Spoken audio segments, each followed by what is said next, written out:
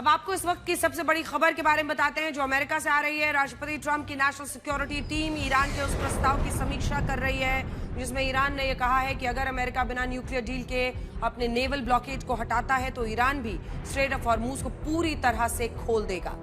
इस प्रस्ताव को पहले राष्ट्रपति ट्रंप ने मानने से इनकार कर दिया था, लेकिन अब बड़ी खबर ये आ रही है कि राष्ट्रपति ट्रंप की नेशनल सिक्योरिटी टीम इसकी समीक्षा कर रही है और अगर सब सही रहता है तो बिना न्यूक्लियर डील के स्ट्रेट ऑफ हॉर्मूज भी खुल जाएगा और दूसरी तरफ अमेरिका भी अपने ब्लॉकेड को हटा लेगा। हालांकि इसे नैतिक रूप से अमेरिका की बड़ी हार माना जाएगा क्योंकि इस फैसले के बाद अमेरिका ईरान के यूरेनियम को अपने कब्जे में लेकर सुरक्षित नहीं कर पाएगा और यह आशंका बनी रहेगी कि भविष्य में ईरान परमाणु हथियार बना सकता है, क्योंकि आखिर यही बात कहकर अमेरिका ने हमला किया था। दूसरी बड़ी खबर यूएई से आ रही है जिसने ईरान युद्ध के कारण ओपेक और ओपेक प्लस जैसे देश संगठनों से खुद को अलग कर लिया है। ये बहुत बड़ी खबर है।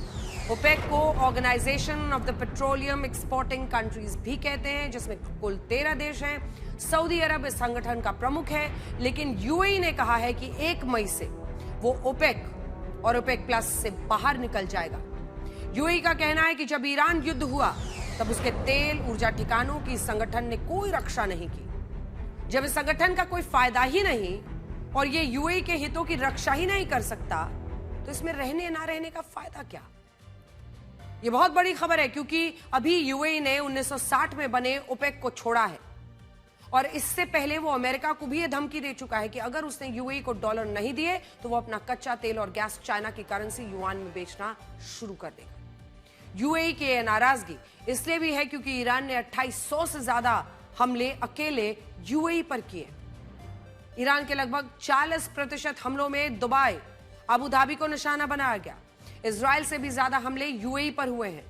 यूएई ने यह फैसला भी ऐसे वक्त में लिया है जब सऊदी अरब के जद्दा में गल्फ कोऑपरेशन काउंसिल की मुलाकात हुई।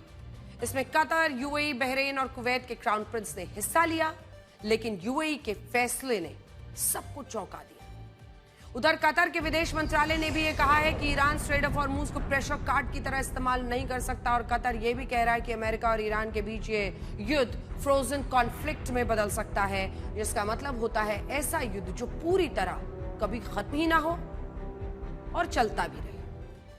ये बात इसलिए कही जा रही है क्योंकि ईरान ने स्ट्रेट ऑफ हॉर्मूज को खोलने के लिए अमेरिका के सामने 3 शर्तें रख दी हैं। पहली शर्त है अमेरिका ईरान के बंदरगाहों पर लगी नाकेबंदी को हटाए, पूरी तरह से ब्लॉकेड हटाए, और अगर अमेरिका ऐसा करता है तो ईरान भी अपनी नाकेबंदी हटा ले। दूसरी शर्त, अमेरिका युद्ध खत्म करे, भविष्य में कोई युद्ध ना थोपने की गारंटी दे। और तीसरी शर्त, ईरान के न्यूक्लियर प्रोग्राम पर बातचीत को फिलहाल आगे के लिए टाल दिया जाए। द न्यूयॉर्क टाइम्स के मुताबिक राष्ट्रपति ट्रंप को ईरान के इस प्रस्ताव पर संदेह है। अमेरिका का पहला एजेंडा ही ईरान को न्यूक्लियर शक्ति बनने से रोकना था और ईरान के प्रस्ताव में यह मुख्य मुद्दा ही नहीं है। इसीलिए राष्ट्रपति ट्रंप इस प्रस्ताव को ईरान की नई चाल मान रहे हैं। हालांकि यह भी अजीब बात है कि उनकी टीम अब इसकी समीक्षा भी कर रही है। सुनिए। Iran has proposed a mutual reopening of the strait, leaving the nuclear discussion for later in the process. Given that the nuclear program has been a red line for this administration, would the president agree to that kind of phased negotiation? Well, only because it's been reported. I will confirm the president has met with his national security team this morning. The meeting may be ongoing, maybe not. I don't want to speak affirmatively because I was prepping to come out here. But the proposal was being discussed. I don't want to get ahead of the president or his national security team. What I will reiterate is that the president's red lines with respect to Iran have been made very, very clear, not just to the American public, but also to them as well. So they're considering I wouldn't say they're considering it. I would just say that there was a discussion this morning that I don't want to get ahead of, and you'll hear directly from the president, I'm sure, on this topic very soon. ये पहली बार है जब Iran ने अपनी तरफ से America को कोई प्रस्ताव भेजा है और ऐसा इसलिए हुआ है क्योंकि अमेरिकी ब्लॉकेड ने ईरान पर आर्थिक दबाव को कई गुना बढ़ा दिया है। ईरान के तेल का निर्यात करीब 85% तक कम हो गया है। पहले ये 18,50,000 बैरल प्रतिदिन था, अब घटकर 5,67,000 बैरल रह गया है। केपलर के मुताबिक ईरान के पास कच्चे तेल का भंडार खत्म हो रहा है, जिसमें उत्पादन में भी कटौती करनी पड़ी है।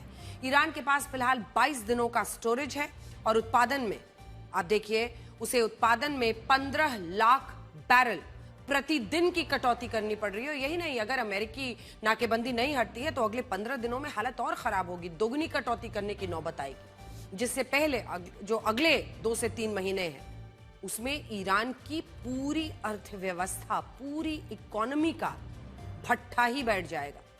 ईरान जानता है कि स्ट्रेट ऑफ हॉर्मूज के बंद होने से विश्व का 20% कच्चे तेल का व्यापार प्रभावित है, इसीलिए उसने हॉर्मूज के जरिए अमेरिका से सौदेबाजी की कोशिश की।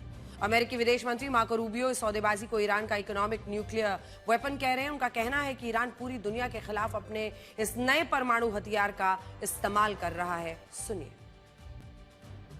युद्ध विराम के बाद से ईरान में 2 धड़े बन गए, जिसमें IRGC और कट्टरपंथी धड़ा परमाणु कार्यक्रम जारी रखने पर अड़ा है और वो अमेरिका से बातचीत को एक बड़ी गलती मानता है। जबकि एक दूसरा धड़ा भी है जो स्ट्रेट ऑफ हॉर्मूज पर नाकेबंदी खत्म करके अमेरिका से बातचीत चाहता है, और यही वैचारिक विरोधाभास ईरान को फिर से जंग में धकेल सकता है, पूरी दुनिया को मुश्किल में डाल सकता है। एक तरफ तो ईरान ने स्ट्रेट ऑफ हॉर्मूज की नाकेबंदी खत्म करने का प्रस्ताव भेजा, तो वहीं दूसरी तरफ उसने UN में कहा कि हॉर्मूज को लेकर वो संयुक्त राष्ट्र के नियम से बंधा हुआ नहीं है। मतलब ये कि हॉर्मूज क्षेत्र का व्यापार वो अपने हिसाब से ही चलाएगा।